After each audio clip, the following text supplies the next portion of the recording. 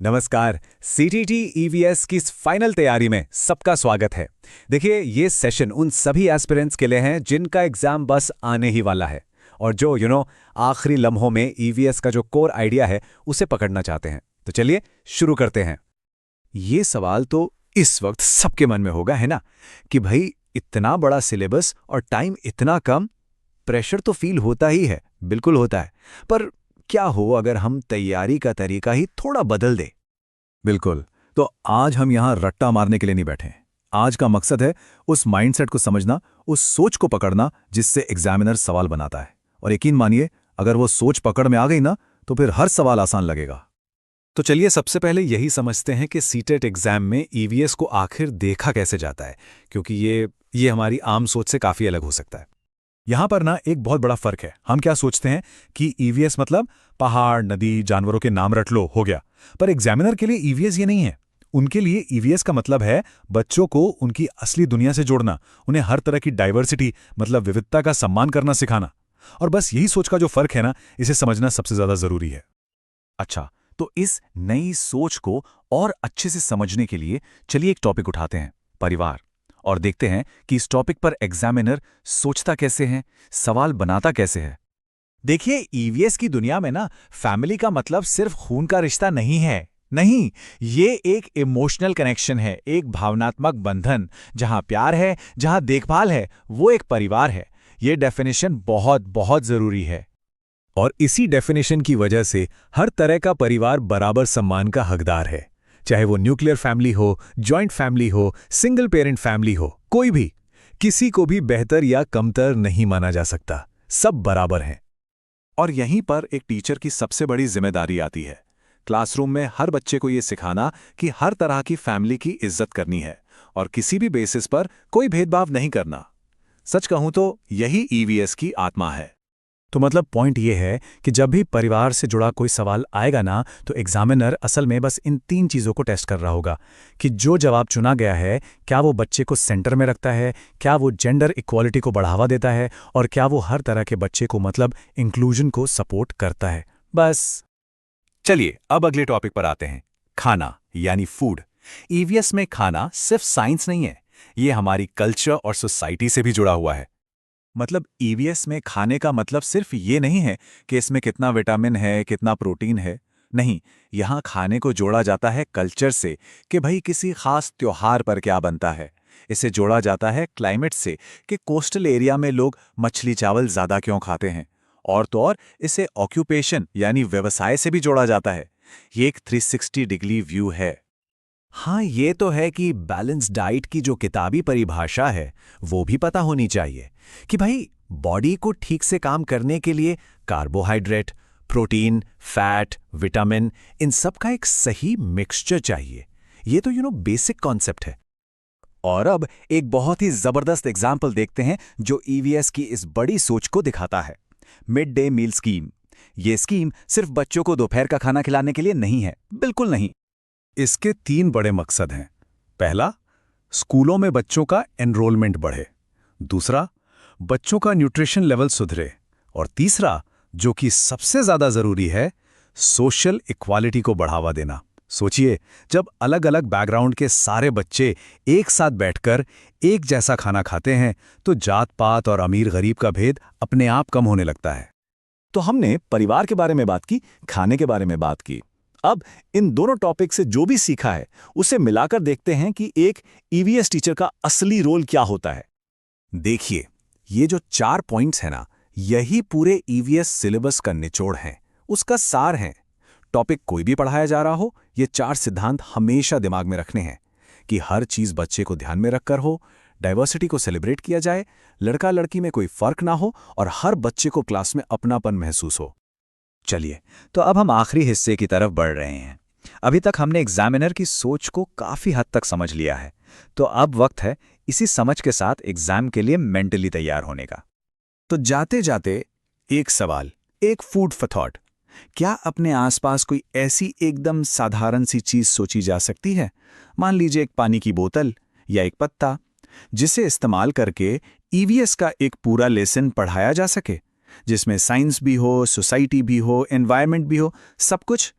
अगर इस तरह से सोचना शुरू कर दिया तो समझ लीजिए कि एग्जामिनर की तरह सोचने की तैयारी पूरी हो चुकी है और सीटेट एनवायरमेंटल स्टडीज की तैयारी के एकदम आखिरी दौर में है, तो ये विश्लेषण बस आपके लिए ही है। आइए मिलकर समझते हैं कि इस सेक्शन में टॉप स्कोर करने की सही मानसिकता आखिर है क्या। पता है, ईवीएस सेक्शन को क्रैक करने का ना एक गोल्डन रूल है। अगर आपने सिर्फ इस एक लाइन को समझ लिया तो आपके कई सवाल अपने आप सही हो जाएंगे। हमेशा याद रखिए, ईवीएस में वो ऑप्शन सही है जो बच्चे को सेंटर में रखे और उसे एक्सपीरियंस से सीखने का मौका दे। तो चलिए पहले सेक्शन में इसी गोल्डन रूल को जरा और गहराई से समझते हैं।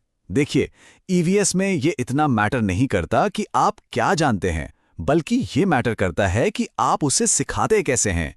यहां सारा का सारा खेल पेडागॉजी का है, मतलब शिक्षण शास्त्र का। अब ये स्लाइड ईवीएस के दो बिल्कुल अलग अलग तरीकों को दिखाती है। एक तरफ है वो पुराना गलत तरीका जहां सिर्फ फैक्ट्स को रटाया जाता है, और दूसरी तरफ है ईवीएस का सही वाला नजरिया, लाइफ स्किल्स डेवलप करना, अवेयरनेस पैदा करना और जिम्मेदारी की भावना जगाना। याद रखिए, ईवीएस सिर्फ एक सब्जेक्ट नहीं है, ये जीने का एक तरीका सिखाने की बात है। तो ठीक है, गोल्डन रूल तो समझ आ गया। अब देखते हैं कि इसे सीटेट सिलेबस की जो अलग-अलग थीम्स हैं उन पर लागू कैसे करना है। हम हर थीम को रटने वाले तरीके से नहीं, बल्कि ईवीएस के सही नजरिए से समझेंगे। जैसे शेल्टर यानी आश्रय वाली थीम को ही ले लेते हैं। रटने वाला तरीका क्या कहेगा? बस इतना कि भाई इग्लू ठंडे इलाकों में होते हैं, बात खत्म। लेकिन ईवीएस का तरीका बच्चों को क्यों और कैसे पूछने के लिए एनकरेज करेगा। जैसे, अरे इग्लू में बर्फ जो है वो गर्मी को अंदर कैसे रोक लेती है? बस यही सवाल, यही तो है जो क्रिटिकल थिंकिंग को डेवलप करता है। अब वाटर यानी पानी की थीम को देखिए।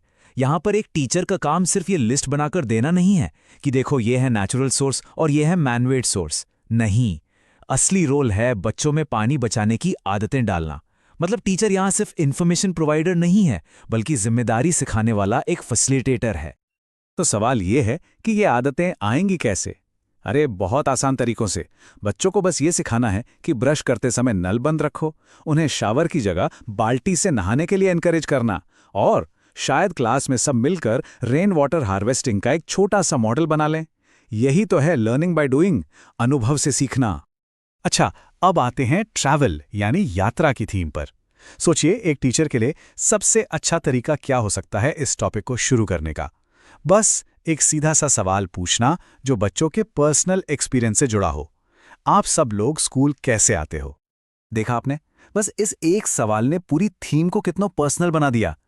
ईवीएस का मकसद सिर्फ गाड़ियों के नाम रटाना नहीं है, बल्कि यात्रा को उनके अपने अनुभवों और अलग-अलग कल्चर से जोड़ना है। और हाँ, यही बात टेक्नोलॉजी पर भी लागू होती है। बच्चों को सिर्फ नए-नए गैजेट्स के नाम बताने के बजाय पहले क्या था और अब क्या है, इसकी तुलना करके उसके फायदे और नुकसान पर बात करनी चाहिए। पौधों और जानवरों की थीम में भी यही लॉजिक काम करता है। पौधे के पार्ट्स याद कराने से कहीं ज्यादा जरूरी है प्रकृति के लिए सम्मान और देखभाल की भावना जगाना। ठीक वैसे ही जानवरों को सिर्फ पालतू और जंगली में बांट देना ईवीएस नहीं है। असली ईवीएस है उनके दर्द और जरूरतों के लिए एम्पैथी डेवलप करना। और यहीं पे आपके लिए एक बहुत ही काम का पीवाईक्यू हिंट है।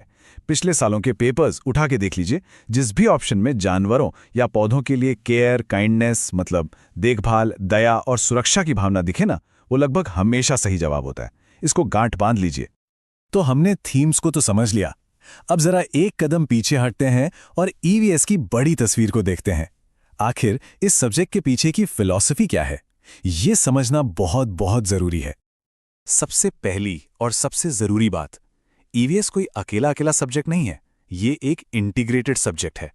मतलब इसमें साइंस भी है, सोशल साइंस भी है और लाइफ स्किल्स भी हैं, तीनों का मिक्सचर। ये बच्चों को दुनिया को टुकड़ों में नहीं बल्कि एक होल की तरह देखने में मदद करता है।